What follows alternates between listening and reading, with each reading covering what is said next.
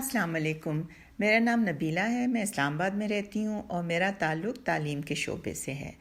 میں joy of Urdu گھر بیٹھیے کتاب پڑھیے کے کیمپین کے لیے صوفی تبسم کی نظمیں پڑھ رہی ہوں۔ یہ نظمیں جو ہیں میں صوفی تبسم کی کتاب ایک تھا لڑکا ٹوٹ پٹوٹ میں سے پڑھ رہی ہوں۔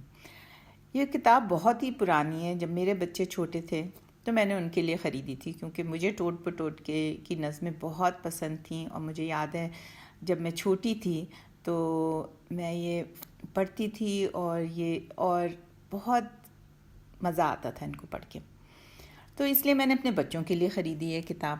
تو سب سے پہلی نظم ہے ٹوٹ بٹوٹ کے مرغے۔ ٹوٹ بٹوٹ کے دو مرغے تھے، دونوں تھے ہوشیار۔ ایک مرغے کا نام تھا گیٹو، ایک کا نام گٹار۔ ایک مرغے کی دم تھی کالی، ایک مرغے کی لال۔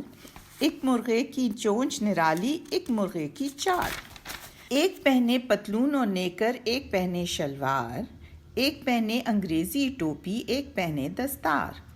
ایک کھاتا تھا کیک اور بسکٹ، ایک کھاتا تھا نان۔ ایک چباتا لونگ سپاری، ایک چباتا پان۔ دونوں ایک دن شہر کو نکلے لے کے آنے چار۔ پہلے سبزی منڈی پہنچے، پھر لنڈے بازار۔